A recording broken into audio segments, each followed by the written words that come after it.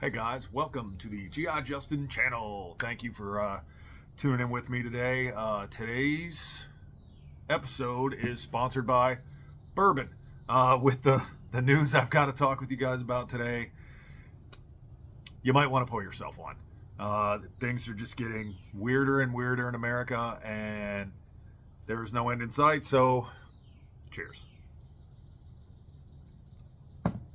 So today, I want to start off by thanking you guys for making the channel a success so far.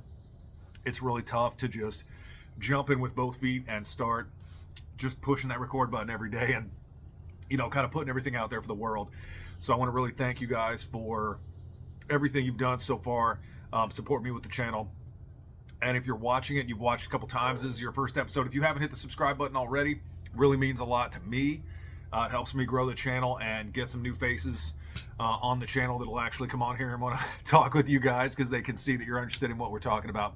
So if you haven't done that already, I really, truly would appreciate that. So to the matter at hand, what I want to talk with you guys today about is it appears that corporate America has decided they want to, since they cannot stamp out the Second Amendment, they want to do so by ending the ability of gun stores and gun store owners to make transactions, to utilize their money, and to ship firearms across America, which has been a practice in America since the beginning. Back in the 1920s, you could just open up your Sears and Roebuck catalog, get yourself a firearm. You could hop on there. They didn't even have serial numbers. All you'd have to do is just order yourself a lever action 22, and boop, 3 weeks later in the mail, here's your shiny new 22. So I really think that this is an attempt on the anti-gun lobby's part to come up with a new way to stop these transactions from happening. So I'm going to do a little bit of reading here as we're going through this, but on Tuesday, Ron Desantis announced plans to pass new regulations for banks with the goal of preventing them from incorporating social concerns into how they decide which companies they're going to work with. He singled out how major banks have shut out gun businesses in recent years, showing a specific Floridian whose story basically shows that he was more or less dropped by Wells Fargo last month without any actual reason behind it whatsoever. They just basically kind of said, hey, we're not going to do business with your gun store anymore, even though you have been a good client and not caused any problems.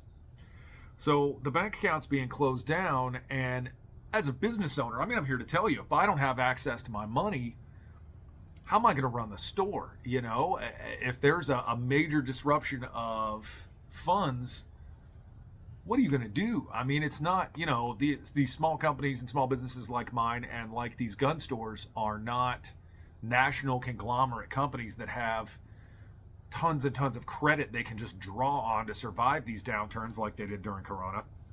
So really what they're doing is a big part of the woke agenda and the corporate woke agenda that you are seeing more and more of every single day.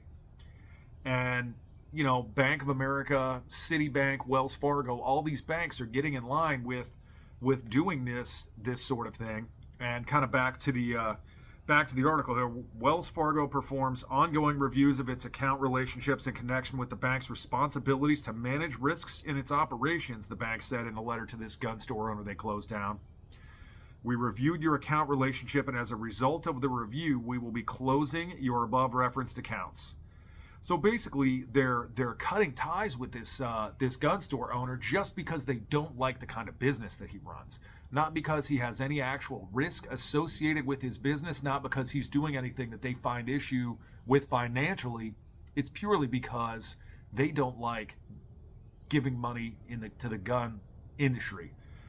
And in a second letter, they said that Wells Fargo, they said they were canceling his line of credit as well because the banking lines exclude lending to certain types of businesses. Now, Wells Fargo's come out disputing the claim, saying, based on our analysis of the risk associated with this customer, we made a decision to close the accounts. Our decision is not based on their industry. Thing is that they're saying it's account relationship and activity, but Wells Fargo is not actually giving any concrete information. They haven't come forward with any information whatsoever saying why I mean, great. Not based on the industry. Sure, whatever. Risk associated with the customer. If he's got an account or several accounts and a line of credit and all this stuff with them, and there's no defaults, there's no bankruptcies, no credit problems, no money problems, what exactly would these risks be? And I think it's super telling that they aren't coming out and saying, hey, yeah, it's because, whatever, your credit to, debt ratio is too high. This is why we can't do these things. Whatever. But what they're not saying is any of that. They're just saying, man, yeah, we're over it, dude. We're not gonna do business with you anymore. It's not related to your industry. Sure, right, got that.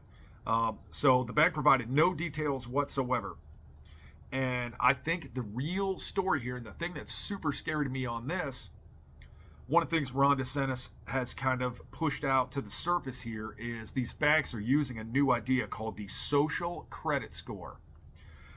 So the social credit score is something that was used in communist Russia, and basically it ranks you based on your behavior compared to their ideological imperatives. So you're telling me that banks are going to start using you as a person and what your ideological thoughts are as some sort of social credit score. And the thing that's scary about that is, if your credit aligns with the bank, great, then that's fine, and they're going to do business with you and everything will be wonderful. Cheers again. But if you are not in line with what they think, if you're a big Second Amendment guy, or with some of these banks, if you are not the demographics that they want, if you don't happen to fit the profile of what they're looking for, if you make below a certain amount, if you have political leanings one way versus what they think you should have, they won't do business with you. And that's terrifying, because as a small business owner, I don't talk politics in the store. You guys get more politics out of me than anyone ever does in the store. Even if they come in and they're like, hey, you know what? We love small business, and we think that Donald Trump is the greatest thing in the history of the world. And say you love Donald Trump, and we'll give you an extra $100 worth of cash. I'm just like, nope, not doing it. Not happening. There's certain topics I won't touch on. And if you guys have watched some of the videos before, you know that politics, the vaccine, abortion, these things are just, this guy's not getting into it. It's not happening. Rolling on. And that's super scary here, because now the banks are going to make determinations on their own that for whatever reason you don't deserve credit. You have a great credit score, good history, doesn't matter. You voted Republican. Gone. Can't get your mortgage to your house. Sucks to be you. That's crazy. That is almost class warfare, but class based on your political leanings. Super problematic, I think. So the goal of this corporate activism seen in environmental, social, and government investing is to bypass democracy and transform capitalism to serve their ideological agendas. And that comes from a Florida State House Speaker. So got our things together in Florida. Just saying. The free state of Florida strikes again. So I say all of that, and then we're going to pile this other little situation on top of that one. So in the same vein, UPS and the post office are coming out saying that they are not going to ship firearm and firearm components any longer without them qualifying for certain shipping modes, I guess we'll call it. I don't know what the word is, but they basically want to shut off all non-FFLs from using their service and targeting these federal firearm licensed gun stores that have been able to transit guns back and forth, where if I were to sell one of you guys a weapon, I would take it to this FFL, the Federal Firearm License Establishment. They would take the weapon from me. I'd do a whole bunch of paperwork. They would securely ship it to you at the gun store, at the FFL of your choice. Then you would take that weapon, sign for it.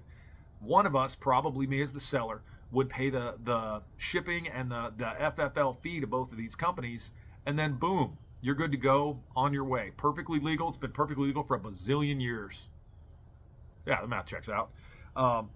So what they're saying is they want to shut those down. UPS has told federal firearm licensees that operate online, that they would have to ship an average of 50 handguns a day at least to use their second-day air service, which means the volume necessary that online retailers and manufacturers would have to have is unattainable, and they would have to use the 3 times more expensive next-day service.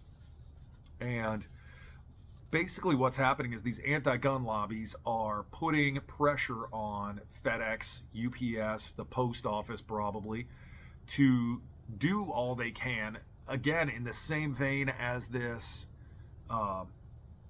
same exact vein as these banks, where they can't strike down the Second Amendment and they can't do anything about these money situations. So what they're going to do instead is try to hit them in the pocketbook, hit them in a way that they can't do business because they can't afford to do so. And I think that's the plan. You know, they haven't had any luck striking these things down in the Supreme Court. They're not having any luck trying to pin these mass shootings or these shootings in New York and California and Illinois, which, by the way, it's strictest gun laws in America, and somehow there's still firearms there. Anyways, but I really feel like this is the direction they're going. They are trying to bankrupt these companies and do everything they can in that way, since they're not having any luck legally. And firearms are being purchased at a faster rate than they ever have in the history of the United States, which, given the crime and lawlessness that we are seeing, I think it only makes sense. I mean, I would not want to live in a house where I did not have some sort of protection for myself. And I would love to hear what you guys think. I mean, you know, without obviously like posting a picture where you keep your firearms and stuff. I mean, do you want to live in America where we don't have the right to defend ourselves? I mean, I feel like I'm buying that's a rhetorical question, but I think that's where the Founding Fathers got it right, is they set these things up so that we can protect ourselves from invasion, intruders, lawlessness, crime, riots. I mean, how's that defund the police working out for all these places that are now having rampant crime? Ask people who live in San Francisco how safe they feel. So, yeah, I would love it if you guys would throw some stuff in the comments and we can talk about these things, because I think what they're doing is borderline illegal, and they need to be, you know what these groups love? Regulations. So let's regulate them. Let's go ahead and get some laws in place to stop this kind of crap from happening. How about that? So thank you guys so much for watching today. Yet again, the show is sponsored by bourbon. Cheers. And thank you guys for making the G.I. Justin channel successful so far. It is really cool to me that you guys are hanging in and watching these shows. We're going to get to a whole bunch more stuff on the prepping side of the house, without a doubt. As soon as we get some weather that cooperates. Florida's been a little bit ugly lately. So thank you guys so much, and I hope you have a great, great day.